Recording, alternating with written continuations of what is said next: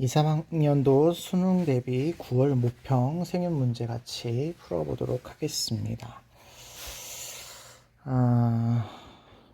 9월 모평이 쉽지는 않았던 그런 문제였던 것 같아요. 일반적으로 그렇게 쉬운 그런 상황은 아니었던 그런 문제였었습니다. 1번부터 같이 보도록 하겠습니다.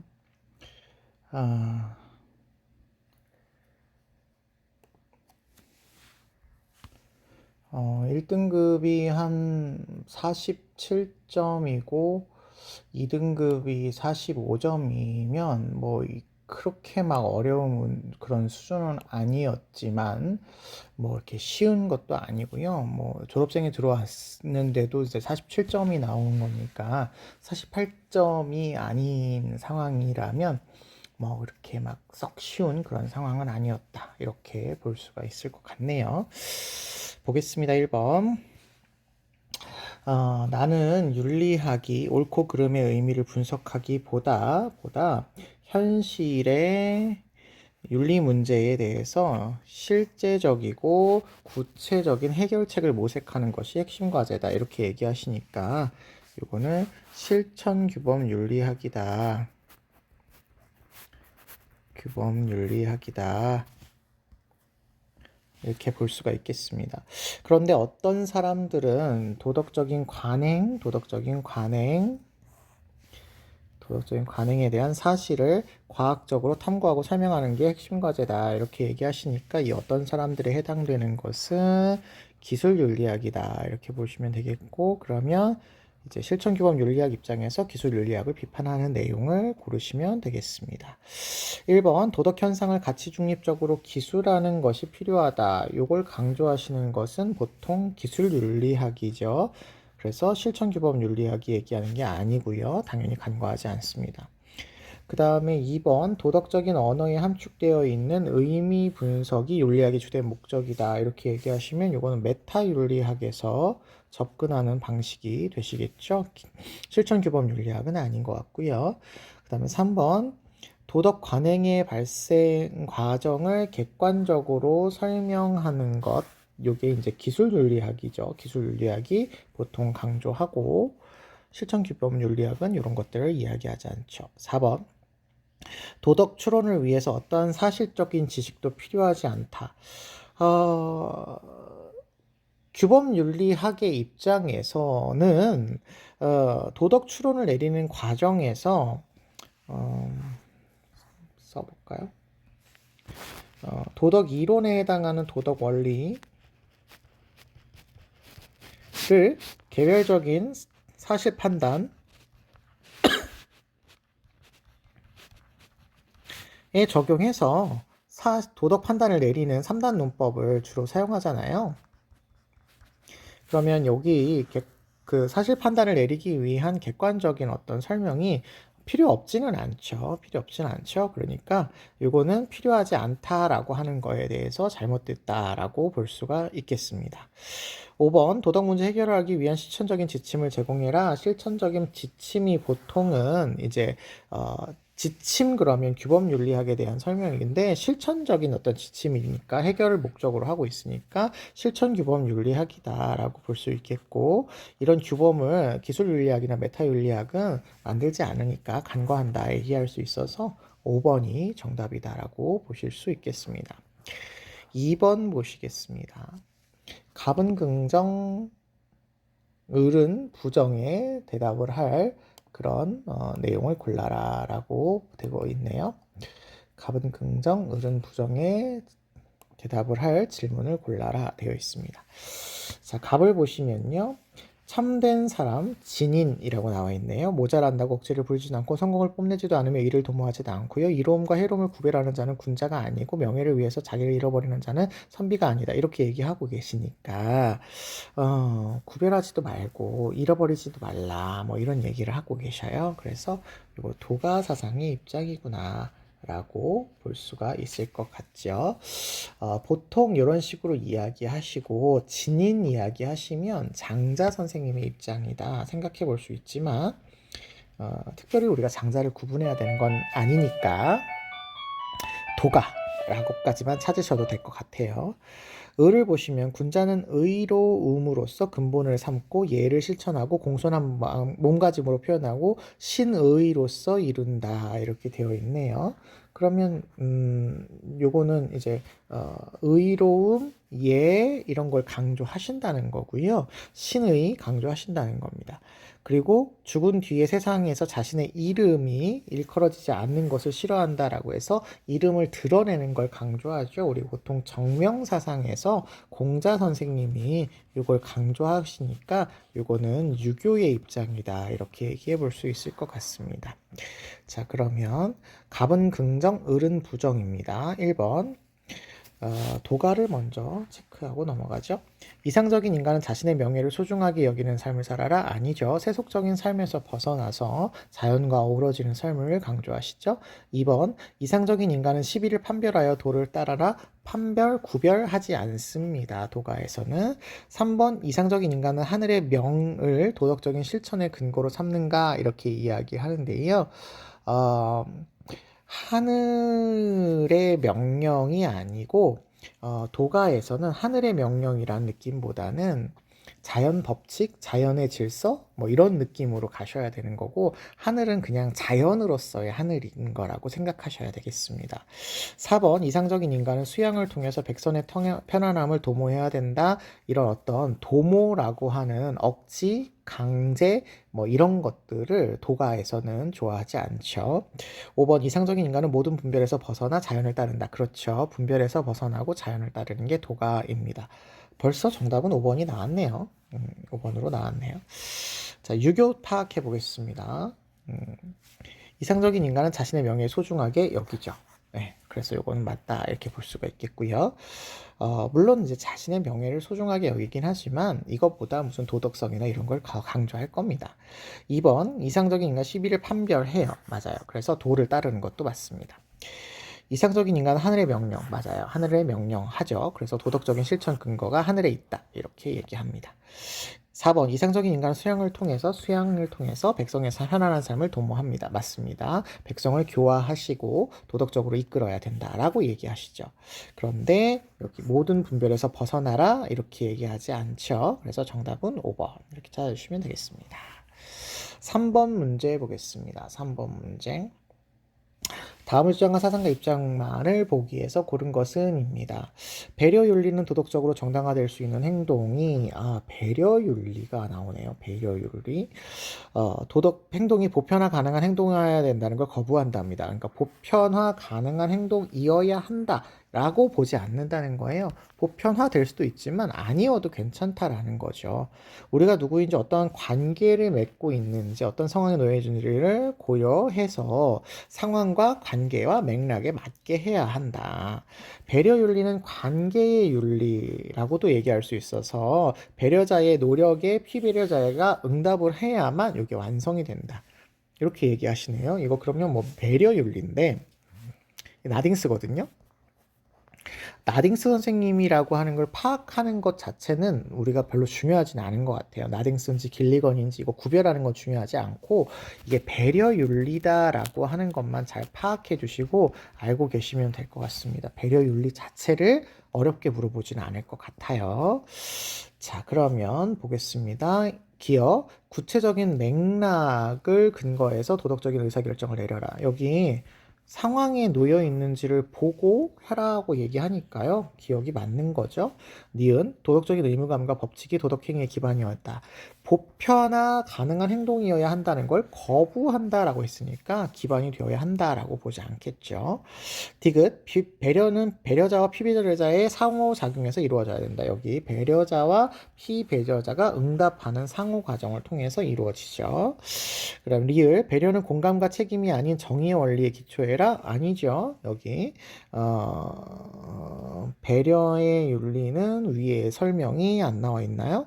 관계 상황 이런 것들을 고려해서 이루어져야 되니까요. 아닌이 아니죠. 이 배려는 공감, 책임 이런 걸 중요하게 여기고요. 정의에 기초하는 것을 얘기하지 않죠. 그래서 정답은 기억 디귿인데요. 우리가 나딩스의 배려 윤리를 깊이 있게 아는 것보다는 나와 있는 제시문으로 이거를 우리가 배려 윤리다라고 하는 것을 파악을 하셔서 문제에 접근하시면 될 것 같아요. 4번 보겠습니다. 4번. 다음을 주장한 사상가 입장에서 사례 속 A에게 제시할 조언으로 가장 적절한 것입니다. 공리의 원리란 모든 행위에 관련해서 그것들이 우리 행복을 증진하느냐 감소하느냐에 따라서 좋거나 나쁘거나 하는 원리랍니다. 그러니까 공리의 원리가 기준이라는 거죠. 도덕 판단의 기준이라는 건데 쾌락과 고통은 강도, 지속성, 확실성 이런 것들을 기준으로 오직 양으로만 계산할 수 있답니다. 양으로 계산할 때 이렇게 강도, 지속성, 확실성, 순수성, 뭐 범위, 근접성 뭐 이런 것들을 고려하는 7가지 기준을 제시하신 양적 공리주의 사상가니까 벤담 선생님이 되시겠네요. 자, 그렇다고 한다면 사례 속에 A는 이렇게 나오고 있습니다. 인공지능 로봇을 제작하는 사람인가 봐요. A는 인공지능 로봇이 사람을 대신하여서 유용한 일을 할 수 있기 때문에 할 수 있지만 범죄나 전쟁 등과 같은 유해한 일에 악용될 수 있어서 이를 개발할지 고민하고 있답니다. 1번 보시면요. 로봇 개발이 가져올 해악과 편익의 총합을 계산해서 결정하랍니다. 이게 해악, 편익, 총합 계산 이거 다 벤담 선생님이 강조하시는 거죠. 1번이 정답이다라고 찾을 수가 있겠습니다. 2번 로봇 개발이 산출할 타인의 이익의 가중치를 돌아. 왜요? 공리주의에서는 개개인의 판단이 모두가 하나씩으로 계산이 되죠. 그러니까 가중치를 둔다. 이거 잘못된 표현인 것 같아요. 개별적인 이익과 고통을 동일하게 두고 생각을 해야 되죠. 3번 로봇 개발이 산출할 쾌락의 질적 차이를 고려하지 않습니다. 질적 차이는 없고 양적 차이만 있다라고 보시는 게 벤담이죠. 4번 로봇 개발이 결과와 무관하게 선한 것인지 숙고해라. 아니죠. 공리주의니까 다수에게 쾌락, 이익이 있으셔야 된다고 이야기하셔야 되시겠습니다. 5번 로봇 개발이 당신에게 가져올 이익만을 고려해서 결정하라. 당신에게 가져올 이익만 결정한다면 이거 개인주의, 이기주의 이런 거잖아요. 그런데 이 벤담 선생님은 다수의 이익을 생각하시는 공리주의 사상가이시기 때문에 이거는 잘못된 표현이다 이렇게 볼 수가 있습니다. 정답은 5번이 되시겠네요. 5번 문제 보겠습니다. 다음 가상편지에서 강조하는 내용으로 적절한 것은 입니다. 친애하는 사람에게 지난 편지에서 자네는 나에게 종교 간의 갈등을 극복할 수 있는 방안에 대해서 물었지. 그에 대한 나의 의견을 전하고자 하네. 우선 모든 종교는 자신의 실수와 과오의 역사를 비판적인 시각으로 성찰해야 된답니다. 종교는 자신을 성찰하셔야 된답니다. 자기를 성찰하셔야 되고요. 다른 견해에 대한 정당한 비판은 정당한 비판할 수 있고요. 오로지 단호한 자아 비판이라는 바탕 위에서 가능하답니다. 다른 종교도 뭐 비판은 할 수 있지만 자기 비판을 하면서 하셔야 된다는 거죠. 다음으로 각 종교는 서로 고유한 특성을 인정을 하셔야 되고 종교적인 이해와 협력을 추구해야 된답니다. 개별적인 특성을 가지고 있는 어떤 그런 부분들을 이해를 하셔야 되고 그리고 협력을 추구하셔야 된답니다. 그렇다고 해서 하나의 보편적인 종교를 요청하는 것은 아니랍니다. 당연한 얘기죠. 위에 서로의 고유한 특성을 요청을 하니까요. 종교 간의 대화가 필요하답니다. 종교 사이의 평화를 배제하고서는 국가 간의 어떤 평화도 불가능하고 종교 사이의 대화를 배제하고서는 종교 사이의 어떤 평화도 불가능하니까 내 이웃의 종교를 이해하지 않고서는 종교 사이의 어떤 대화도 불가능하다는 것을 명심해라. 내 이웃의 종교를 이해해라. 이렇게 얘기합니다. 보통 이렇게 이야기하시는 게 이제 한스 퀸 선생님이 되시겠어요. 한스 킹 선생님의 이게 이제 세계윤리 선언문에 나오는 그런 내용이라고 볼 수 있을 것 같거든요. 근데 이게 뭐 한스 킹인지 아닌지 아는 것 자체는 그렇게 중요하지 않고 종교 간의 대화와 타협 이런 것들을 통해서 종교 문제와 갈등을 해결하고 국제 평화로 나아가야 된다. 뭐 이런 얘기를 주로 하시는 분이니까 제시문 안에서 보시고 문제를 풀면 됩니다. 1번 세계 평화를 위해서 다양한 종교를 단일 종교로 통합해라 이런 얘기 하지 않죠. 보편 종교를 만들어라 이런 거 아니라고 말씀드렸습니다. 서로의 고유한 종교적 특성을 인정을 해라 이렇게 얘기하고 있고요. 2번 종교 간의 평화를 위해 자신의 종교적 정체성을 포기해라 아니죠. 이것도 아니죠. 정체성을 포기하는 게 아니라 고유한 어떤 특성을 인정을 하고 가셔야 된다. 3번 자신의 견해와 다른 종교적 견해를 결코 비판해서는 안 된다. 아니 여기 정당한 비판은 있을 수 있는데 다만 자아 비판은 바탕 위에서 가능하다 이렇게 되어 있으니까 안 되지는 않습니다. 4번 종교 간의 대화를 위해서 타 종교에 대한 이해와 존중이 필요하다. 여기 이해가 필요하다 이렇게 얘기를 하고 있으니까 4번이 정답. 5번 종교 간의 대화는 국가 간의 평화를 실현하기 위한 전제 조건이 아니다가 아니라 대화가 있어야지만 평화가 유지된다 이렇게 얘기를 하고 있는 거니까요. 아니다가 잘못된 설명이 되겠습니다. 정답은 4번 되시겠네요. 6번 문제 보시겠습니다. 6번 가나의 사상의 입장으로 적절하지 않은 것은입니다. 죽은 자를 위해서 슬픔을 다해서 장례를 치르는 것은 먼 조상의 재산에서도 예로서 추모한다면 백성의 덕이 두터운 곳으로 돌아갈 것이다 이렇게 얘기하네요. 그러면 슬픔을 다하고 예로서 추모해라 이렇게 얘기하니까 유교의 죽음의 윤리가 되겠습니다. 공자 선생님이 보통 이런 이야기 하시죠. 그 다음에 나를 보시면 사물에는 생멸의 정황이 있으나 이는 마음이 드러난 것일 뿐 생겨남이 없는 까닭에 소멸할 것도 없다. 모든 건 마음의 작용이다. 이런 얘기를 하고 계시는 거죠. 근데 어쨌든 생멸한답니다. 이를 알면 생사와 열반 나오네요. 평등하다라는 경계에 이를 것이다. 이렇게 얘기를 하고 계십니다. 그러면 이거는 말이 조금 어렵게 설명이 되어 있기는 하지만 불교 윤리구나 라고 하는 것을 생각해 볼 수가 있을 것 같아요. 자, 그러면 가부터 1번부터 보시면 죽음을 슬퍼하는 것은 자연의 순리를 회피하는 것이 아니라 자연의 순리라고 보는 거죠. 잘못됐네요. 1번이 정답이 되시겠습니다. 2번 죽음에 관심을 가지기보다는 일륜적 삶, 그렇죠. 현세 중심적인 어떤 삶을 강조하시는 게 유교 윤리예요. 맞습니다. 3번 연기를 깨달아 죽음의 고통에서 벗어나라. 그렇죠. 연기를 깨닫는 거 중요하고요. 깨달은다, 지혜가 있어야 된다 이런 의미고요. 죽음은 고통이에요. 맞아요. 그래서 고통에서 벗어나면 이제 열반 깨달음에 이를 수 있게 되는 거죠. 맞습니다. 4번 삶과 죽음은 서로 다르지 않은 하나다. 생사일여 이렇게 얘기하는데요. 삶과 죽음은 둘 다 고통이기 때문에 서로 다르지 않다. 이렇게 얘기할 수 있을 것 같아요. 5번 죽음에 집착하지 않는 삶의 태도. 그렇죠. 죽음에 집착하지 말아라. 삶도 죽음도 똑같이 고통이니까 집착하지 말아라. 불교에서 얘기하겠지만 유교에서도 죽음보다는 현세의 삶의 도덕적인 삶을 강조하시고 있으시죠. 그래서 둘 다 맞게 얘기할 것 같습니다. 1번이 정답이네요. 7번 보겠습니다. 갑이 을에게 제기할 수 있는 비판으로 가장 적절한 것은입니다.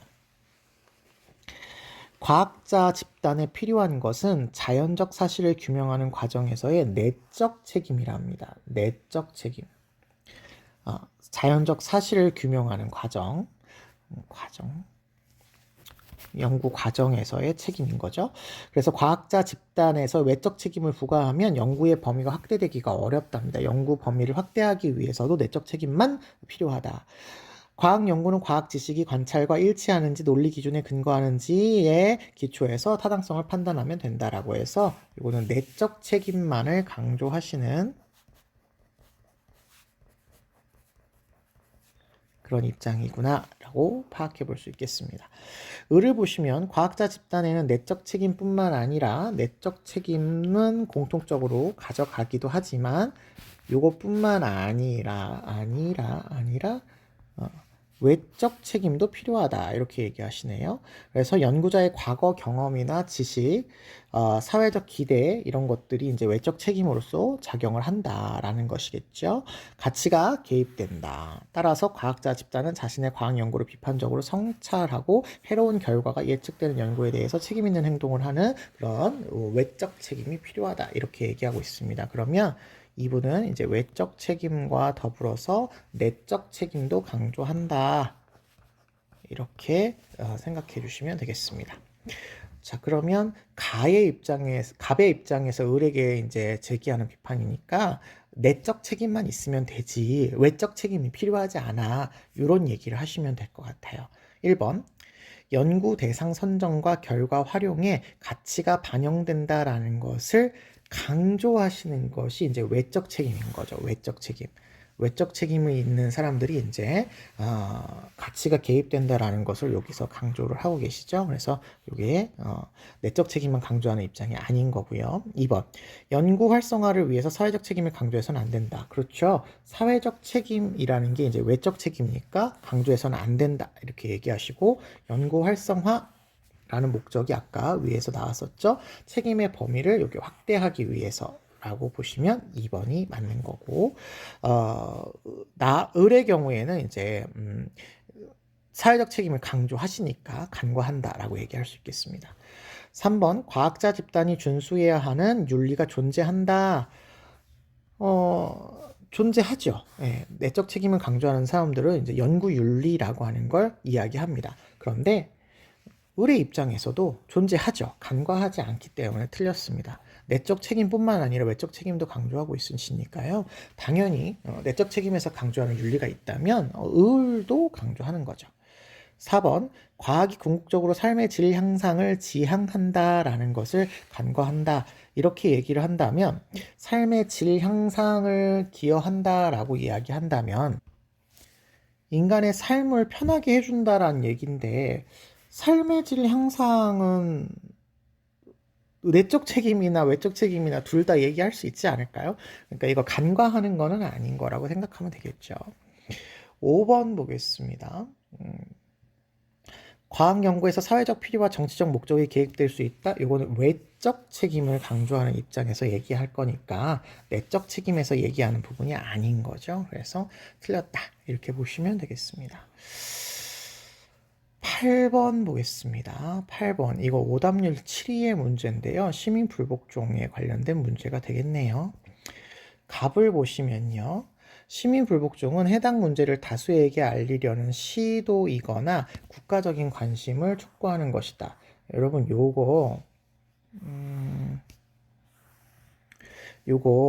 선지로도 나올 수 있을 것 같으니까 요거 기억해 주세요. 다수에게 알리려는 시도, 국가적인 관심을 촉구하는 것, 요거 선지로도 나올 수 있으니까 기억해 주세요. 이때 우리는 중단시키려고 하는 악의 크기와 우리의 행위가 가져올 법과 민주주의에 대한 존중심의 감소 정도를 저울질 계산해봐라 라고 얘기하니까 싱어 선생님 되시겠네요.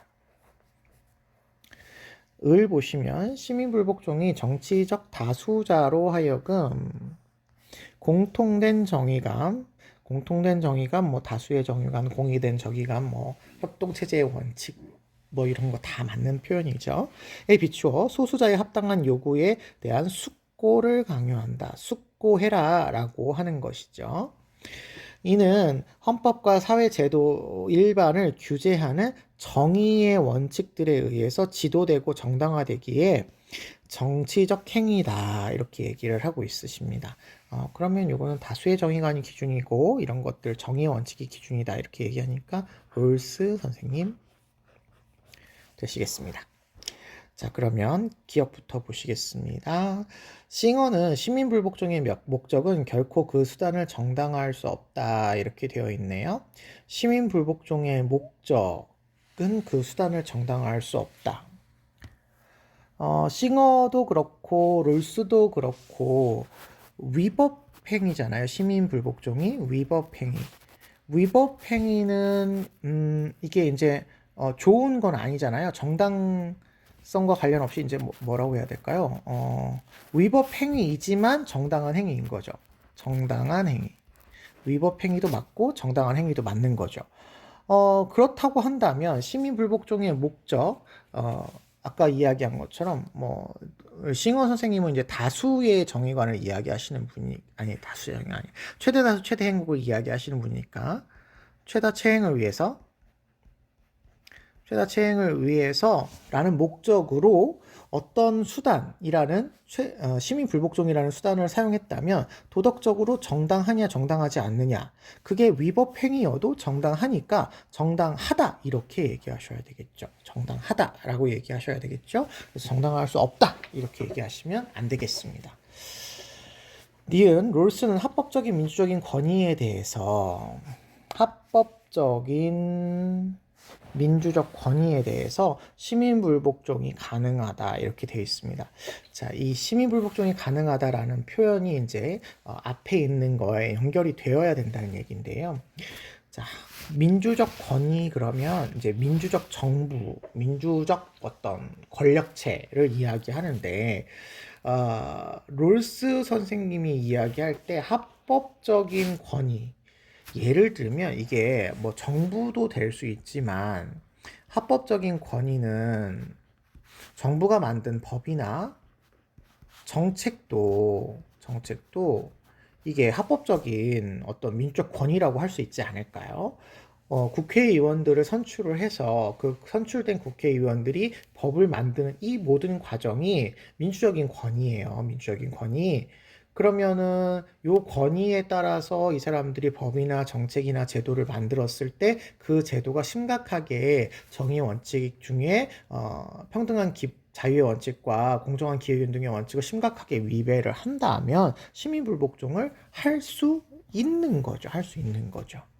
그러니까 이게 민주적인 권위라고 해서 무조건 따라야 된다는 건 아닌 거고요. 그 권위에서 나타난 어떤 내용이 정의의 원칙에 맞냐 안 맞냐가 중요한 것이지 민주적인 권위냐 그렇지 않느냐 이거 자체가 기준이라고 보기는 어려운 거죠. 물론 전제 자체는 이런 민주적인 권위가 만들어질 수 있는 사회 시스템이 갖춰져 있냐, 정의로운 사회냐, 거의 정의로운 사회냐, 그렇지 않는 사회냐, 이거는 좀 중요하지만, 어쨌든 그런 사회 내에서는 이제 가능한 거다, 이렇게 볼 수 있겠습니다.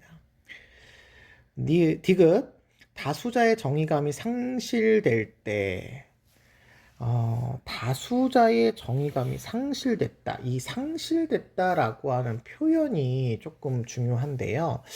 다수자의 정의가 상실됐다라고 한다면 이미 이 사회는 다수자의 정의감이 존재하지 않는 거예요.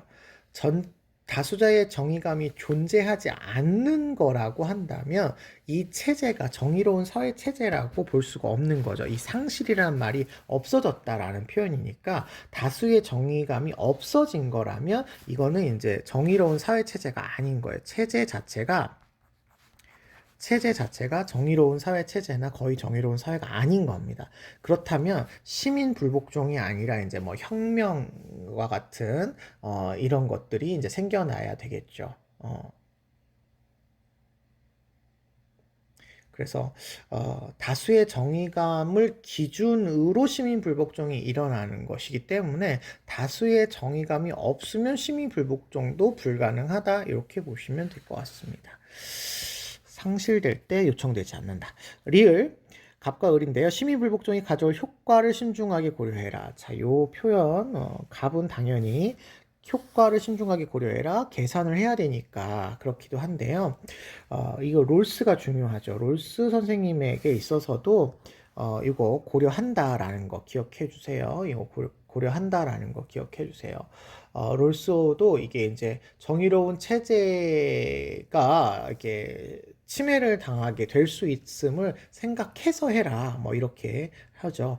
그래서 이거 뭐 최후의 수단이냐 뭐 이런 거 갖고도 얘기가 많이 나왔습니다만 최근에는 이렇게 효과를 고려해라 뭐 이런 정도로 문제가 출제가 되는 것 같습니다. 그래서 이걸 맞는 거다 이렇게 찾아주시면 니은 리을이 정답이 되겠다. 이렇게 생각해 볼 수가 있겠습니다.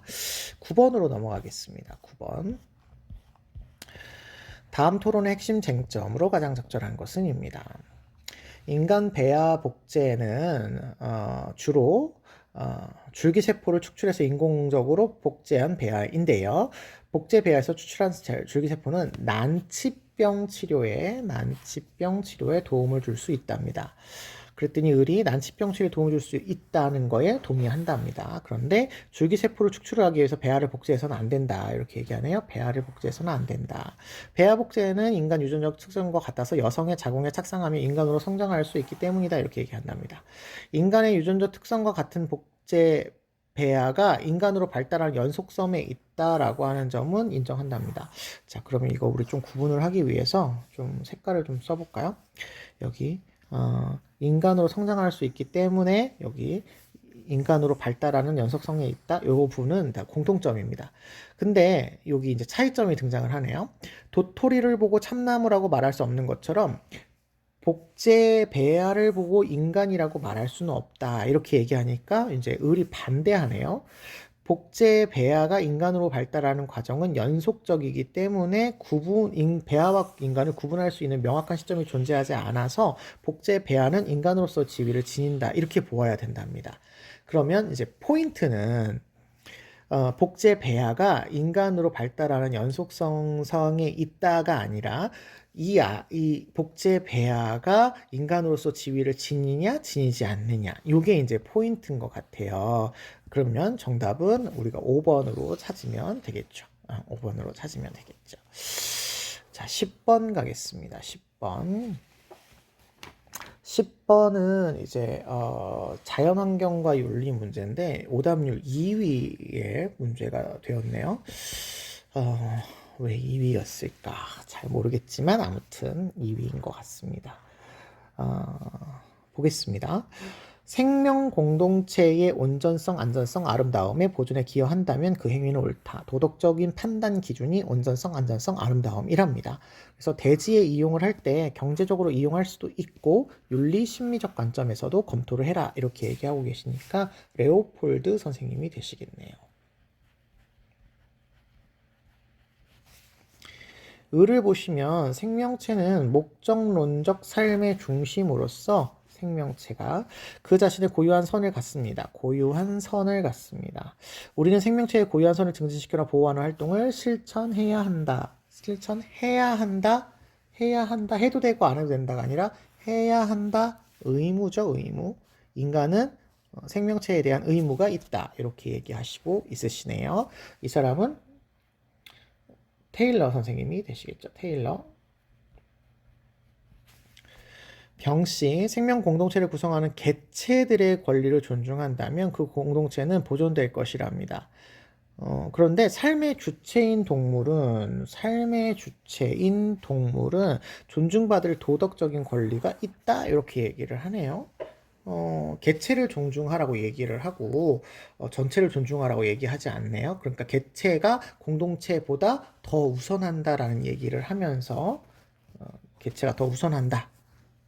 여기다 표시할까요? 개체가 더 우선한다 이렇게 얘기하면서 삶의 주체인 동물이 도덕적인 권리가 있어 이렇게 얘기를 하시니까 이거 레건 선생님이 되시겠죠. 자, 그러면 레건이고 여기가 테일러고 여기가 레오폴드 선생님이 되시겠습니다. 자, 그러면 레오폴드 선생님부터 하나씩 체크해 볼까요? 인간이 생명 공동체에 개입하는 것이 정당화되는 경우가 있다. 레오폴드 선생님은 생명 공동체가 내재적 가치를 지닌다라는 표현을 쓰기도 하지만 경제적 가치, 심미적, 윤리적 가치를 위해서 안전성, 온전성, 아름다움에 기여한다면 개입해도 되죠. 있죠. 경우가 없지는 않습니다. 있습니다. 니은 볼게요. 어떤 생명체와 비교하든 인간이 본질적으로 우월하진 않다. 그렇죠. 생명체와 비교해 봤을 때 인간만 우월하지 않죠. 모두가 평등한 구성원으로서 존재를 해야 되겠죠. 디귿, 개체의 선에 우선하는 생명 공동체의 선은 존재할 수 없다. 레오폴드 선생님은 전체주의적 맥락을 주장하시는 분이기 때문에 생명 공동체가 개체보다 우선한다 이렇게 얘기하셔야 되겠죠. 그러니까 존재할 수 없지 않습니다. 리을, 비도구적 가치를 지닌 비이성적 존재를 말이 좀 어렵지만 인간이 아닌 존재인데 비도구적 가치를 지닌이라고 돼 있으니까 도구적 가치가 아니라는 거예요. 수단으로 사용하는 것은 어떠한 경우에도 정당화 될 수 없답니다. 좀 더 쉽게 표현하자면 내재적 가치를 지닌 비이성적 존재, 인간 이외의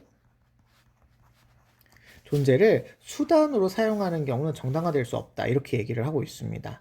레오폴드는 그렇지 않죠. 내재적 가치를 지니고 있는 뭐 자연이나 생태계라고 해도 수단이라는 경제적인 가치로 이용하는 것이 안전성, 온전성, 아름다움에 기여한다면 가능하죠. 제가 수업 시간에 늘 예시로 들어드리는 게 이제 황소개구리인데 레오폴드 선생님은 생태계의 어떤 안전성, 온전성, 아름다움을 위해서 개체로서의 황소개구리를 죽이는 것을 허용을 하고 있으니까요. 수단으로 이용할 수 있다. 이렇게 보셔야 되겠습니다. 정당화될 수 없다. 이렇게 얘기하지 않겠습니다. 자, 테일러 선생님 가시겠습니다. 인간이 생명 공동체에 개입하는 것이 정당화되는 경우가 있다. 자, 테일러 선생님의 경우에는 분명히 우리가 불간섭의 원칙이라는 게 있습니다. 불간섭의 원칙이라는 게 있습니다만 생태계에 불간섭의 의무가 있습니다만 정당화되는 경우가 우선성의 원리에 따라서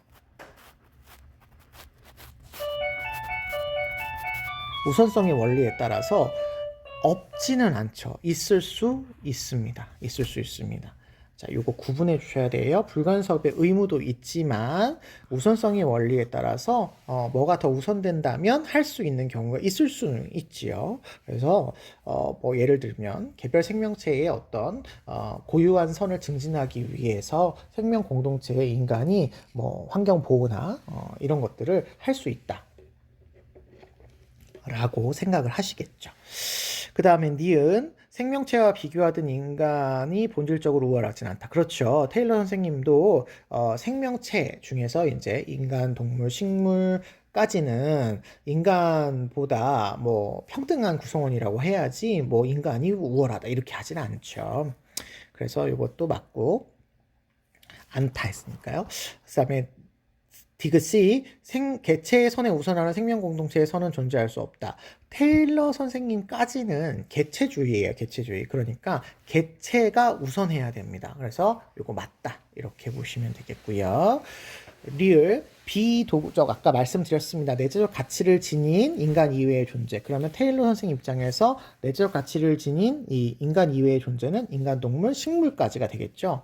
인간, 동물, 식물까지가 되겠죠. 이런 경우에 수단으로 사용하는 것은 어떠한 경우에도 정당화될 수 없다. 이렇게 얘기하는데 아까 말씀드린 우선성의 원리에 따라서 정당화되는 경우가 있을 수 있죠. 그러니까 이것도 X 이렇게 되겠습니다. 그 다음에 누가 남았죠? 레건 선생님이 남으셨죠? 레건 선생님의 입장을 보시죠. 레건 선생님 A 인간 생명 공동체에 개입하는 것이 정당화되는 경우가 있다. 그렇죠. 레건 선생님은 일단은 삶의 주체인 동물까지만 도덕적으로 존중을 하기 때문에 생명 공동체에 식물, 무생물이 있다면 개입하는 것이 정당화되는 경우가 있습니다. 니은 가겠습니다. 어떤 생명체와 비교하든지 인간이 본질적으로 우월하지는 않다. 이렇게 얘기를 하네요. 자, 여기 어떤 생명체 그러시면 인간, 동물, 식물까지거든요. 그런데 레건 선생님이 이야기하는 삶의 주체는 일부 동물까지잖아요.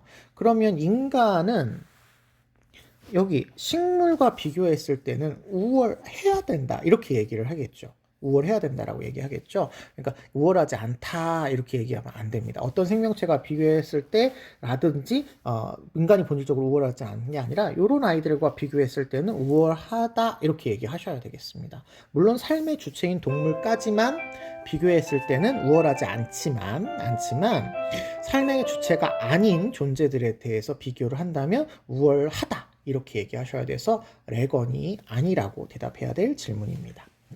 그 다음에 C 개체선에 우선하는 생명 공동체에서는 존재할 수 없다. 아까 말씀드렸다시피 테일러까지는 개체 중심주의니까 개체가 더 우선한다. 이렇게 보셔야 되고요. 그 다음에 비도구적 가치를 지닌 비이성적 존재, 아까 말씀드린 내재적 가치를 지닌 인간 이외의 존재인데 레건 같으면 삶의 주체가 되는 인간과 일부 동물까지만이잖아요. 그 동물까지만은 어떠한 경우에도 정당화될 수 없다. 요런 거는 이제 레건 선생님께서는 정당화될 수 없다라고 이야기하시는 걸로 우리가 알고 계셔야 된다라고 말씀을 드렸습니다. 그래서 이건 틀린 답이 될 것 같아요. 정답은 3번으로 찾아주시면 되겠습니다. 3번으로 찾아주시면 되겠습니다. 이 벤 다이어그램 문제는 아무래도 꼼꼼하게 우리가 잘 보시는 게 중요할 것 같아요. 천천히 보시면서 꼼꼼하게 분석을 해주시는 경우가 더 좋을 것 같습니다. 아무래도 시간이 걸리니까 이런 벤 다이어그램 문제가 나오면 세 사상가를 모두 다 확인을 하셔야 되는 것 같아요. 11번 가겠습니다. 다음을 주장한 사상가 입장으로 적절하지 않은 것은 이고요. 청렴은 목민관의 본래 직무랍니다. 그래서 모든 선의 원천이고요. 모든 선의 원천이고요. 모든 덕의 근본이랍니다. 청렴하지 않고서 수령으로서 잘할 수 있는 자는 없었답니다. 청렴해야 된다는 얘기죠. 백성을 잘 다스리는 자는 반드시 자애로워야 되고요. 자애로운 자는 반드시 청렴해야 되고 청렴하는 자는 반드시 전략하셔야 된답니다. 그러므로 전룡은 목민관의 가장 중요한 임무라고 보고 있으십니다. 청렴, 전략, 전룡, 목민관 이런 거 강조하시니까 정약용 선생님 되시겠죠? 정약용 선생님이십니다. 자, 그러면 1번 적절하지 않은 것 고르시는 겁니다. 청렴의 실천은 인의 예지를 구현하는 바탕이 된다. 그렇죠. 이 도덕성이잖아요. 이게 도덕성. 사덕에 해당하는 도덕성이기 때문에 이걸 구현하려면 백성을 잘 다스리기 위해서 청렴이 있으셔야 되겠죠. 맞습니다. 2번 공직자는 올바른 공무 수행을 위해서 사치, 낭비, 탐욕을 없애야 한다. 그렇죠. 전용해야 되는 거니까 다 맞는 얘기네요. 3번 공직자는 전용을 통해서 전용을 백성의 통치의 유일한 실천 방안으로 삼아라. 유일하다라고 할 수 없죠. 왜냐하면 여기 위에 자애로워야 되고요. 그리고 뭐 위에 덕도 있어야 되고요. 그리고 뭐 지혜도 있어야 되고 뭐 이렇잖아요. 그러니까 유일하다 얘기할 수는 없죠. 그 다음에 4번 공직자는 전령의 실천을 애민의 정신을 실현을 목적으로 한다. 애민이라는 건 백성을 사랑하는 거니까 여기 자애라고 할 때 여기 애자가 사랑 애자죠. 그래서 백성을 사랑하는 것이 이제 기초가 되는 거죠. 5번 공직자의 청렴과 전령은 풍요롭고 안정된 사회 조성의 기반이 된다. 그렇죠. 뭐 도덕적인 어떤 이상 사회 라고 본다면 청렴해야 되고 전용해야 된다라고 보니까요. 정답은 3번이 되겠습니다. 7번 문제 보겠습니다. 7번이 아니라 12번이네요. 12번 문제 보겠습니다. 요게 이제 오답률 3위가 되는 문제인데요. 최근에 이 형사적 정의와 관련된 부분들이 이게 약간 디테일하게 조금 어렵게 나오고 있는 것 같습니다. 이런 부분들을 조금 더 신경을 써 주시면 좋을 것 같아요. 갑을 보시면 형벌의 동등성의 원리, 이거는 우리가 응보주의에서 보통 이야기하는 거죠. 에 따라서 내려져야 된답니다. 사형은 살인에 대한 최상의 균형자이고요. 이는 정의가 선언적으로 정초된 보편적인 법칙에 의욕하는 바이다 라고 해서 보편적인 법칙을 따라야 하는 바이다 이런 얘기를 하고 계시니까 칸트 선생님이다 찾을 수 있겠고요. 을을 보시면 형벌은 시민의 이익을 위해서 집행을 되어야 된답니다. 시민의 이익을 이야기하고 계시네요. 시민의 이익이다 그러면 계약론자들이 보통 이런 이야기를 하시겠죠. 그런데 사형은 유용하고 정당하냐? 사형이 국가에 유용하다고 판단한 경우 한 사람이 시민에 대해서 벌이는 전쟁이야 이렇게 얘기를 한다면 사형을 하지 말아라 라고 하는 거죠. 사형에 반대하는 입장을 가지시는 거예요. 그렇다고 한다면 계약론을 주장하면서 사형에 반대하시는 분이라면 베카리아 선생님이 되시겠죠. 베카리아 선생님이 되시겠습니다. 병씨로 보겠습니다. 병씨. 형벌은 사회에 해악을 끼치는 모든 행위를 막는 것에 목적을 둔다. 여기 해악을 끼치는 것을 막는 것이다. 그러면 이거는 이제 예방주의다 이런 얘기가 되겠고요. 예방주의는 공리주의적인 맥락에서 주로 이야기를 하시게 되죠. 형벌의 가치는 어떤 경우에도 그 위법행위에서 얻는 이득의 가치를 능가하기에 충분해야 된다라고 해서 형벌은 어쨌든 범죄를 저지른 것의 이익보다 크게 집행되어야 된다. 이를 이야기하시네요. 앞에 베카리아 선생님이 나왔으니까 이건 당연히 벤담이 될 거다. 이렇게 보시면 되겠습니다. 자, 1번 보겠습니다. 칸트는 살인범은 살인을 의욕한 자로서 어떤 인격성도 지닐 수 없다라고 되어 있네요. 살인을 의욕한 자. 살인을 의욕한 게 아닌 거죠. 살인을 의욕한, 사형을 받을 행위를 의욕한 자. 뭐 이렇게 해야 될 것 같은데 살인을 의욕한 거다. 살인을 의욕한 거다. 그쵸. 예, 살인을 의욕했다. 사형받을 행위인 살인을 의욕했다. 예, 이렇게까지는 맞을 것 같고요. 어떠한 인격성도 지닐 수 없다라고 되어 있는데 어떠한 인격성이라고 한다면 칸트는 생득적 인격성과 시민적 인격성이 있는데 시민적 인격성을 상실을 하는 거고 생득적 인격성은 유지가 되기 때문에 인격을 수단으로 대하면 안 돼서 사형을 집행해야 된다 이렇게 얘기를 하니까 이거 잘못된 표현이 되시겠습니다. 2번 보겠습니다. 일반 시민이 법을 두려워하지 않도록 형벌을 집행해라.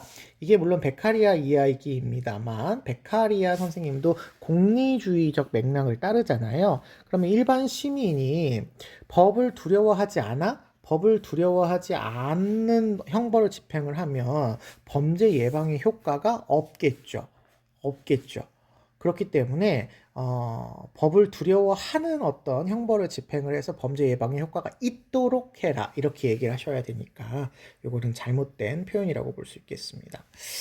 병 보겠습니다. 3번 병씨 공동체의 해악을 방지한다면 해악 방지 형벌 그 자체는 악이 아니다 이렇게 되어 있는데요. 형벌 그 자체는 악이죠. 악인데 해악을 방지한다라는 조건 하에서만 허용될 수 있는 악이라서 필요악이다 이렇게 얘기를 할 뿐인 거죠. 그 자체는 악인 거죠.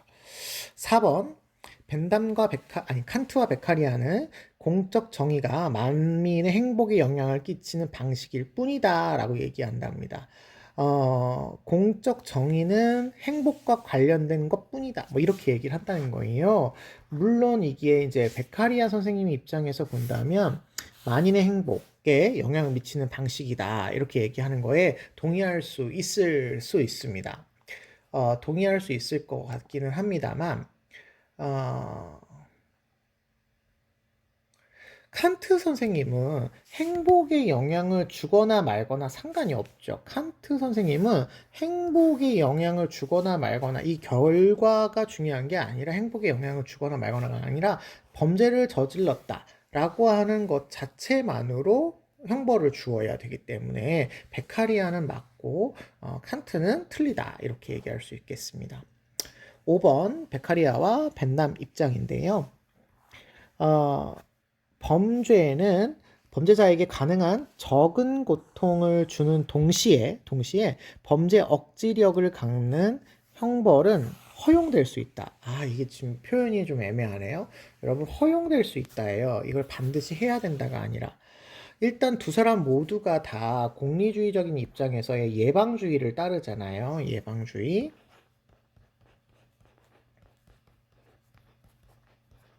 때문에 고통을 줄이면서 범죄 예방에 효과가 있다면 그걸 허용을 할 수 있는 거죠. 그래서 이거는 을도 허용할 수 있고 병도 허용할 수 있는 얘기가 됩니다.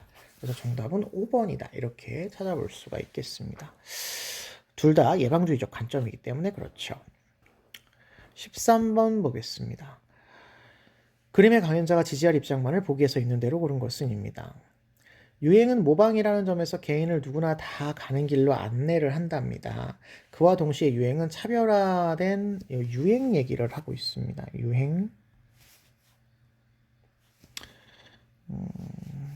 색깔을 유행 얘기를 하고 있습니다. 그래서 모방을 한답니다. 그와 동시에 유행은 차별화 욕구도 만족시킨답니다. 그러니까 모방도 하는데 차별화도 한대요. 언제나 상류 계층에서만 발생을 한답니다. 상류 계층은 유행을 창출을 해요. 창출을 하고 그 구성원 사이의 균질성을 유지시킨답니다. 그러니까 상류 계층 사이의 균질성을 만들어 준다는 거죠. 상류 계층 사이에. 하류 계층 구성원들은 차별성을 부각한답니다. 그러니까 유행을 통해서 그 유행에 따르는 사람들끼리는 동질성, 따르지 않는 사람들과는 차별성을 부각한다는 거죠. 다른 한편 하류 계층은 언제나 상류 계층 지향적이기 때문에 유행을 따르는 경향이 이제 하류 계층에 나타나게 되는데 이 계층이 유행을 자신 것으로 동화하자마자 하류 계층이 이제 유행을 따르게 되면 상류 계층은 그걸 버리고, 왜냐면 똑같아지니까 구별화되기 위해서 버리고 자신과 자신을 구별할 수 있는 새로운 유행을 추구하게 된다. 이렇게 보고 있습니다. 유행과 관련돼서 이야기하는 이제 한스 짐멜의 선생님의 입장인 거죠. 한스 짐멜 선생님 입장입니다. 자, 그러면 기억 보겠습니다. 계층이 동화하려는 욕구는 유행을 확산하는 데 일조한다. 그렇죠. 동화하고 싶어라고 하는 것은 이제 상류 계층의 유행을 하류 계층이 따라하는 거니까 유행을 확산시키는 거라고 볼 수가 있겠습니다. 니은 모든 계층이 추구하는 유행의 양식은 항구적 속성을 갖는다. 항구적 영원한 이란 뜻이에요. 영원한.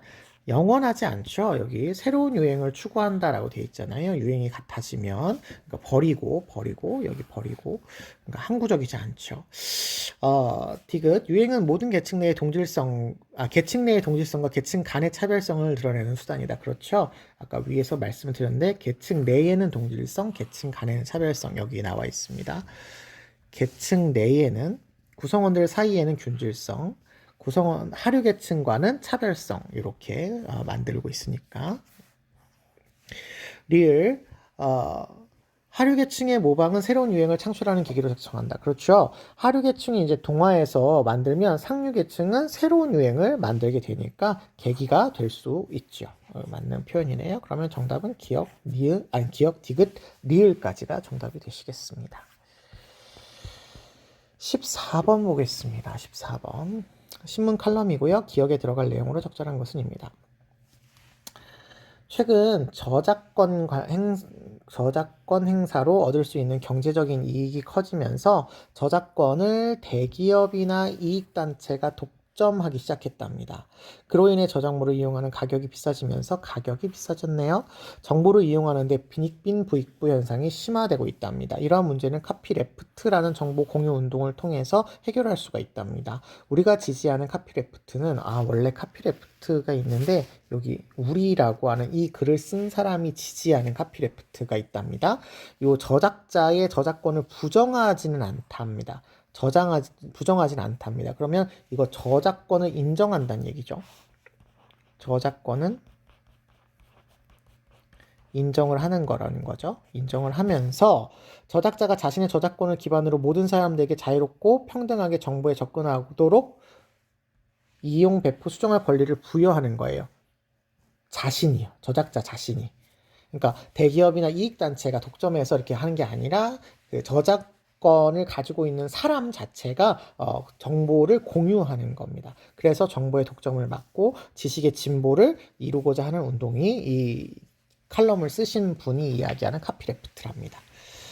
자, 그러면 1번. 저작권 폐기 아니라고 했죠. 아까 아니라고 했고 2번 저작자가 저작물에 대한 배타적인 권리를 포기하는 것이다. 이게 이제 맞는 거죠. 여기 이용, 배포, 수정할 수 있는 권리를 이제 부여한 거니까 다른 사람한테 자기 자신의 배타적인 권리는 포기하는 것이죠. 3번 저작권이 상업적 거래를 활성화할 수 있는 기반을 조성하고자 한다. 상업적 거래를 위해서가 아니죠. 돈 벌기 위해서라면 대기업이나 이런 이익단체에게 줘야 되는 거죠. 이걸 목적으로 하는 건 아니고요. 정보의 폐쇄성을 조장한다? 아니죠. 막 이렇게 배포하는데 왜 폐쇄적이에요. 예. 기술 진보와 문화 발전은 발전을 해야 되겠고요. 정보 접근 권한을 소득 수준에 따라 차등적으로가 아니라 독점을 막고 이제 모든 사람한테 여기 모든 사람한테 자유롭고 평등하게 보장을 한다 이렇게 되어 있으니까요. 그래서 정답은 2번 되시겠습니다. 자, 15번인데 이게 이제 오답률 1위 문제예요. 이제 분배 정의와 관련된 문제인데 이게 전통적으로 이제 롤스와 관련된 이 분배 정의의 문제는 항상 어렵게 출제가 되고 있으니까 이런 것들은 좀 잘 기억을 해주시면 좋을 것 같습니다. 갑 보죠. 정의 이론은 사회 구조를 정하는 방식을 다룬다. 사회 구조의 를 정하는 방식이랍니다. 그래서 정의의 1차적 주제는 사회 주요 제도에 대한 권리와 의무의 배분, 그래서 사회협동체로부터 생긴 이익을 정하는 방식에 관련된 것이다. 이렇게 얘기를 하시면 요거는 롤스 선생님 의 어떤 절제적 정의, 순수 절제적 정의를 이야기하시는 거고요.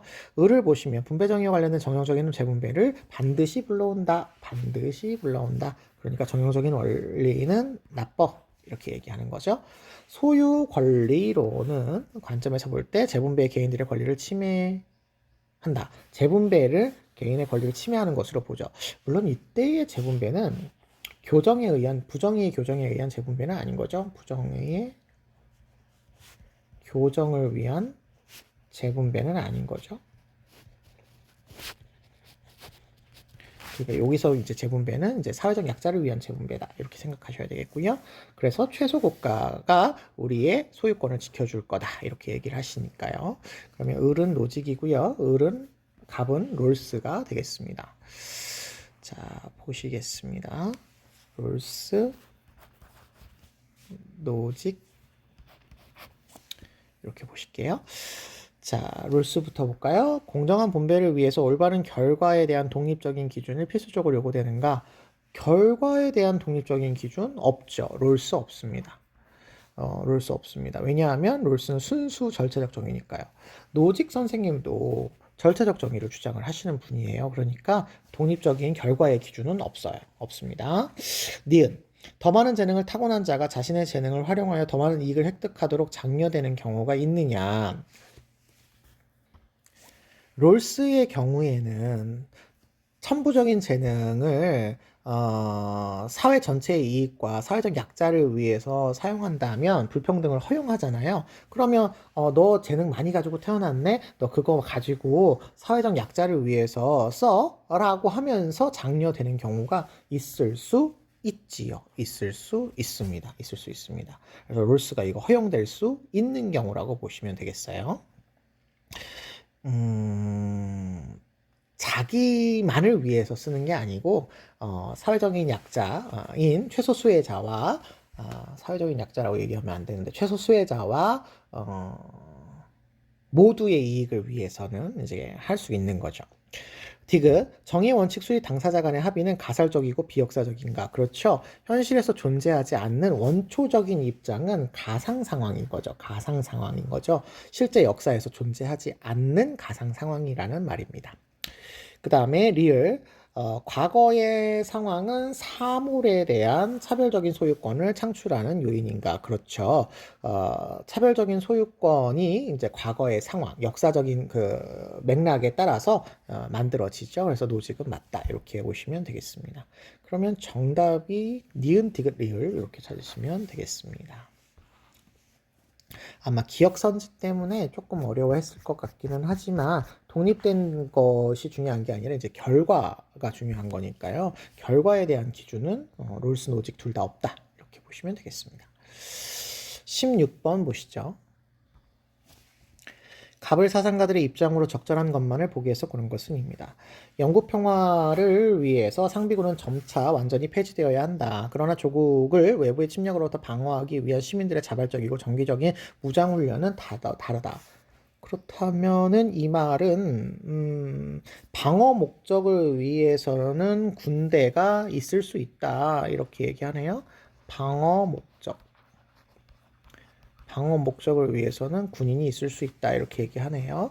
그러면은 요거는 어쨌든 칸트 선생님의 영구평화론을 이야기하는 거죠. 을을 보시면 전쟁과 같은 직접적인 폭력 이외에도 직접적인 폭력 외에도 간접적인 폭력이 존재하는데 각각의 폭력은 상호작용도 하고요. 서로 영향을 미치고 다양한 폭력을 제거하셔야지만 진정한 평화가 달성이 될 수 있지 하나의 폭력만 제거하시면 안 된다 라고 보시는 분은 갈퉁 선생님이시죠. 요한 갈퉁 선생님이 되겠습니다. 자, 그러면 기억 보겠습니다. 칸트는 평화연맹이 모든 전쟁을 영구적인 종식을 목표로 한다. 그렇죠? 영구적인 종식이 이루어져야지만 영구 평화가 달성될 수 있기 때문에 이걸 목표로 합니다. 물론 이게 충분 조건이다. 이런 의미는 아니에요. 하지만 어쨌든 필요한 조건이기는 한 거죠. 영구적인 종식이 있어야 되는 거죠. 니은 세계시민법은 인권 보장이 아닌 영구 평화를 위한 것이다. 세계시민법은 여러분 대표적으로 환대권 생각하시면 될 것 같아요. 환대권. 환대권은 이방인이 이제 외국에 여행을 할 때 적대적인 행위를 하지 않는 이상 환대해야 된다라는 거잖아요. 왜 환대해야 되겠어요? 그 사람에게 보장되어지는 목적으로서의 어떤 인권이 있기 때문에 그렇죠. 그러니까 아니니 틀린 거다 이렇게 보시면 되겠습니다. 디귿 갈퉁 선생님의 입장에서 문화적인 폭력은 구조적인 폭력을 올바른 것으로 보이게 한다. 정당화시킨다. 라고 얘기를 하기 때문에 영향을 주고받죠. 그 다음에 리을, 가불은 모두 폭력의 사용은 어떤 경우에도 허용될 수 없다라고 보는데요. 칸트의 경우에는 아까 얘기했듯이 방어 목적의 전쟁을 허용을 합니다. 그래서 정당화될 수 없다. 이거 잘못됐다. 이렇게 보시면 되겠고요. 갈퉁은 이제 평화를 마련하기 위해서 평화적인 수단을 써야 된다. 폭력적인 수단을 쓰면 안 된다. 이렇게 이야기하시고 있으신 분입니다. 그래서 정답은 여기 기억 디귿이 정답이 되실 것 같습니다. 이거 오답률 4위의 문제였었네요. 17번 보겠습니다. 가불 사상가들의 입장으로 적절하지 않은 것은입니다. 질서정연한 만민은 고통을 겪는 사회들을 위해서 원조해야 된다. 원조해야 된다. 그런데 분배의 재원으로는 정치사회적 부조기를 교정하기 충분하지 않으니까 정치사회 부조기를 교정하기 위해서 고통을 겪는 사회들의 정치 문화를 변화시키는 포인트로서 원조를 해라. 이렇게 얘기를 하니까 롤스 선생님 되시겠습니다. 을을 보시면 풍요로운 국가의 사람들은 대부분 기본적인 필요가 충족되지 않은 빈곤을 막기 위해 원조해야 된답니다. 여기 기본적인 필요가 충족되지 않은 빈곤을 우리는 절대 빈곤이라고 하죠. 이 절대 빈곤을 해결하기 위해서 원조해야 한다 이렇게 보고 있습니다. 그들이 소득의 1% 정도만 기부하면 전 세계의 빈곤층을 완전히 없애는 단계에 이를 수 있다. 이거 싱어 선생님의 입장이죠. 그래서 원조해야 된다라는 원조의 의무, 도덕적인 의무를 이야기하십니다. 1번 고통을 겪는 사회가 자국민의 인권에 관심을 갖게 원조해야 된다. 고통 겪는 사회가 스스로 인권에 관심을 갖게 한다. 그렇죠. 요거 자기 자체적으로 문제를 해결할 수 있는 능력을 갖추는 사회 체제를 갖추도록 원조를 하는 게 목적이다. 이렇게 얘기를 하고 계시는 거니까 롤스 선생님이 동의할 말인 겁니다. 2번 원조의 목적은 합당하고 합리적인 제도의 실현과 보존. 그렇죠. 질서 정연한 사회 체제를 만드는데 원조의 목적이 있는 거죠. 맞습니다. 싱어는 기아의 주된 원인은 전 세계 식량의 부족에 있지 않다. 식량 총생산의 부족에 있지 않대요. 왜냐하면 1%만 기부하면 세계 빈곤층을 완전히 없앨 수는 있기 때문에 지금 생산이 안 돼서 그런 건 아니라는 거죠. 그러니까 이것도 맞는 표현이고요. 4번 모든 사람은 세계의 모든 이의 복지에 동일한 책임을 져야 된다. 모든 사람은 동일한 책임을 져라. 그러면 선생님도 얼마 뭐 가난하신 분도 얼마, 뭐 대기업 회장님도 얼마, 똑같은 책임을 지라는 얘기인가요? 그렇지는 않죠. 그렇지는 않죠. 동일한 책임을 지라는 건 아니고요. 1%라고 했으니까 1%가 뭐 1,000만 원을 버는 사람한테는 1%가 뭐 얼마가 되겠고, 10만 원이 되나요? 100만 원을 버는 사람한테는 만 원이 되겠고, 뭐 10만 원을 버는 사람한테는 만자를 다 썼네요. 10만 원을 버는 사람한테는 뭐 1,000원이 되겠죠. 예, 그러니까 각각 다른 것이지 동일한 책임이 아닌 거죠. 동일한 책임이 아닌 거죠. 그래서 틀렸습니다. 4번이 틀린 답이고요. 5번. 갑과 을 모두는 국가 간의 부의 불평등이 그 자체로 부정의한 것은 아니다라고 본답니다. 그렇죠. 국가 간에 일단 뭔가 부가 이렇게 불평등하게 나타나는 것이 그 자체가 나쁜 것은 아니라는 거예요. 근데 이제 싱어의 입장에서는 그게 너무 심각해서 기본적인 필요가 충족되지 않게 되면 이걸 이제 도와야 되는 어떤 의무가 발생을 하는 거고요. 롤스 선생님도 부가 평등하든 불평하든 그게 문제가 아니라 그걸 자기가 스스로 해결할 수 있는 능력이 있냐 없냐라는 시스템의 문제다. 이걸 얘기하시는 분이니까 그 자체로 부정의하다 이렇게 얘기하지는 않을 것 같습니다. 정답은 4번. 18번 보겠습니다. 통일 문제네요. 가의 입장에 비해서 나의 입장이 갖는 상대적인 특징을 그림에서 고르시랍니다. 통일을 위해 북한 주민의 인권을 보장하기 위한 밑거름을 조성하고 인권 보장 얘기하시네요. 동북아의 평화에 기여할 수 있답니다. 색깔을 좀 다른 걸 쓸게요. 동북아 평화에 기여할 수 있답니다. 그러나 통일은 남한의 기술과 북한의 자원을 결합하여 경제적인 이익을 창출한다는 점에서 더 중요하답니다. 여기 남한의 기술, 북한의 자원, 경제적인 이익 창출. 여기서 더 중요하답니다. 나를 보시면 통일을 위해 경제적인 이익을 얻을 수 있다 합니다. 이건 이익을 얻을 수 있다는 것은 이제 공통점인 거고요. 그러나 통일은 북한 주민의 인권 상황을 개선하고 한반도 평화와 정착을 바탕으로 세계 평화에 기여한다는 점에서 더 중요하다. 이렇게 얘기하니까 인권 상황 개선과 평화 정착, 세계 평화 여기가 더 중요하다라고 보고 있으니까 이 나의 입장이 갖는 특징이라고 했으니까 경제적인 특징보다 인권 상황, 평화 정착 요걸 강조하시는 것을 고르시면 되겠습니다. X. 통일의 경제적 효과를 강조하는 건 가가 강조하는 거죠. 가가 강조하는 거고요. Y.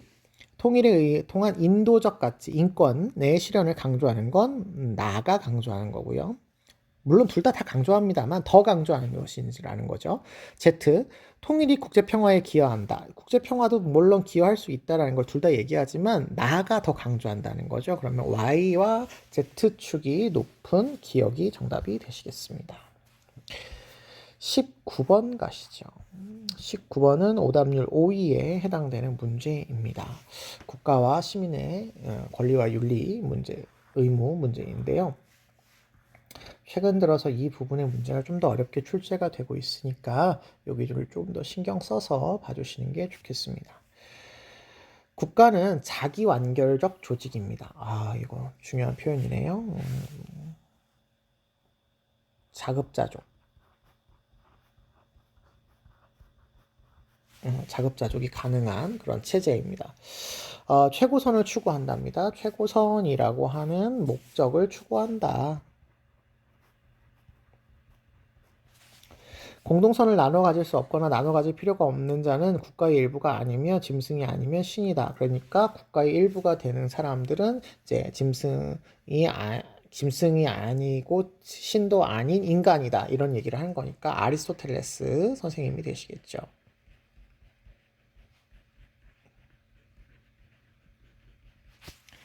을을 보시면 국가가 형성될 때 개개인의 자신의 모든 권리와 함께 공동체 전체의 전면 양도를 하는데요.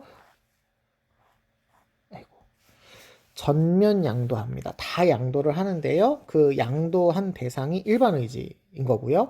자기 자신에게만 복종을 하는 거니까 이 일반 의지가 곧 자신의 의지가 되는 거라고 보시면 되겠습니다. 자, 그러면 이 사람은 루소. 병씨를 보시겠습니다. 병씨. 국가가 없는 자연 상태에서 개인은 모든 것에 대한 권리를 갖는답니다. 권리가 없지는 않대요. 다 갖는데 자기 보존과 평화를 위해서 그러한 권리를 포기하면서, 아이고, 이거 제가 잘못 색깔을 썼습니다. 자연 상태에서 모든 것에 대한 권리를 갖는데 자기 보존과 평화를 위해서 이러한 권리를 포기하고 주권자인 리바이어던을 탄생하게 만든답니다. 그러면 요거는 홉스 선생님 되시겠네요. 홉스 선생님 되시겠습니다. 자, 그러면 화살표 문제니까 요게 이제 홉스고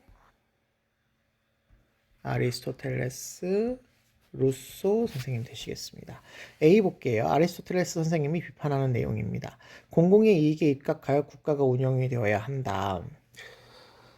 공공의 이익에 입각해요.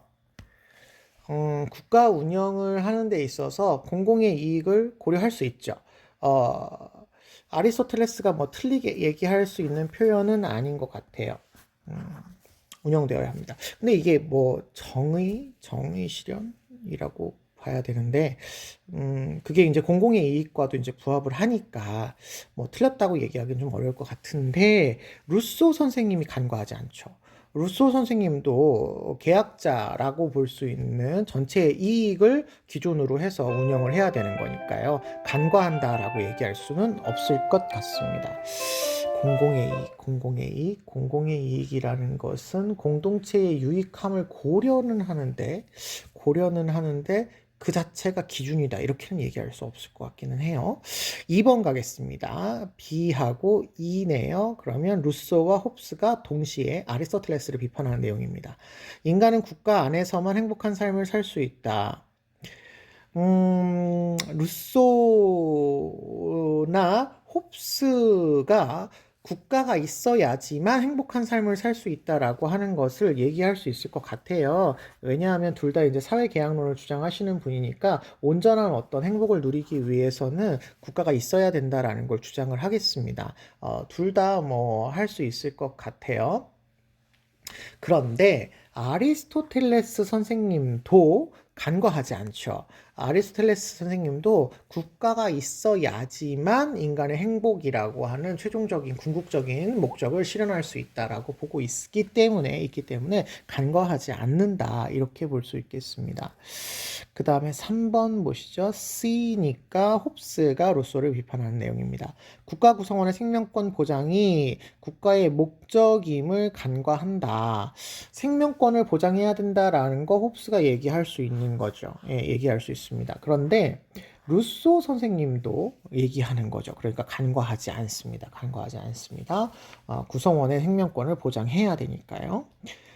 4번의 D, 루소가 홉스를 비판하는 겁니다. 국가 구성원은 법을 따르는 동시에 제정하는 자이다. 일반 의지가 제정을 하잖아요. 제정을 한다라는 거, 입법권이 누구한테 있느냐라는 건데, 루소는 구성원에게 있습니다.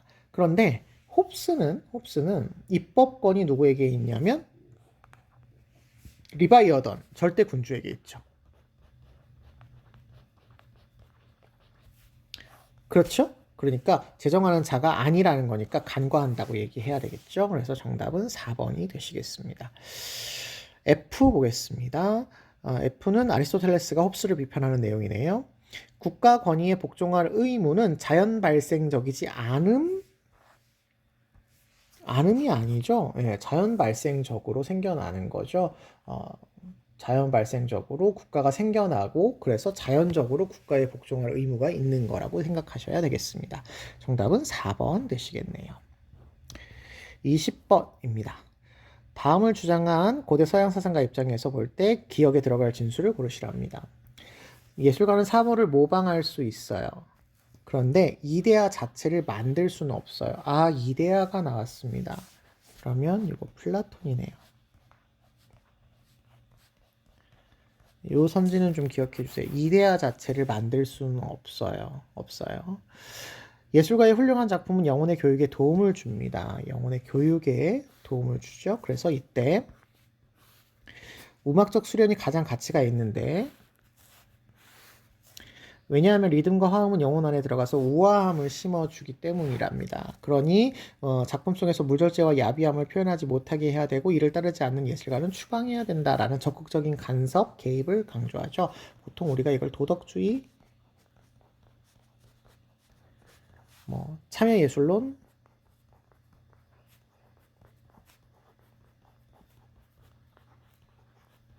이렇게 얘기할 수 있을 것 같습니다. 제자가 예술의 인간의 삶 속에서 의미가 있기 위해서 예술가는 어떤 노력을 해야 됩니까? 라고 물어보니까요. 1번 예술을 위한 예술 활동에 전념해라. 예술을 위한 예술, 요거는 순수 예술만 해라 라는 거니까 신미주의의 관점입니다. 국가가 예술에 개입하는 것을 막아야 아니죠. 국가가 적극적으로 개입을 해야 되는 거죠. 막아야 된다는 것이 신미주의. 사람의 선한 성품을 작품 속에서 표현해야 되죠. 선한 성품을 표현해야 됩니다. 우아한 것들을 표현해야 되죠. 아름답거나 추한 모습을 사실적으로 그려야 된답니다. 아름답거는 사실적으로 드러내야 되는데 추한 모습을 드러내면 안 되죠. 여기 무절제와 야비함을 표현하지 못하게 해야 된다라고 되어 있으니까요. 4번 사물이 나누어 가지는 아름다움의 이데아를 창조해야 된다. 아름다움의 이데아를 사물이 나누어 가졌다. 여기까지는 괜찮아요. 그런데 창조하지는 않죠. 창조하지는 않습니다. 아름다움의 이데아가 이제 우리 세계에 이렇게 나타날 수는 있습니다만 그러한 것들을 예술가가 창조하는 것은 아니기 때문에 이건 잘못된 표현이다라고 볼 수 있겠습니다. 자, 이렇게 해가지고 우리가 9월달 모의고사를 한번 풀어보았습니다. 뭐 이렇게 막 썩 어려운 편은 아니었습니다만 그래도 15번의 사회정의 문제라든지 10번의 자연윤리 문제와 같은 전통적인 부분에서 우리 아마 재학생들, 졸업생들이 아닌 재학생들에게서 조금 오답률이 높게 나왔던 것 같아요. 전통적으로 이렇게 어렵게 나오는 파트들은 공부를 열심히 해 주어야 되는 건 당연하고요. 요즘 새롭게 이제 어렵게 등장하고 있는 게 국가와 시민 그리고 형벌과 관련된 부분에서 나오는 문제들이 사회계약론자들이 들어가게 되면서 조금씩 어렵게 출제가 되고 있고요. 역시 뭐 해외 원조 같은 문제들도 롤스 선생님이 나오시고 있기 때문에 어렵게 출제될 수 있는 가능성이 있습니다. 그래서 그런 부분들 조금 더 신경 써서 공부해 주시고 선생님이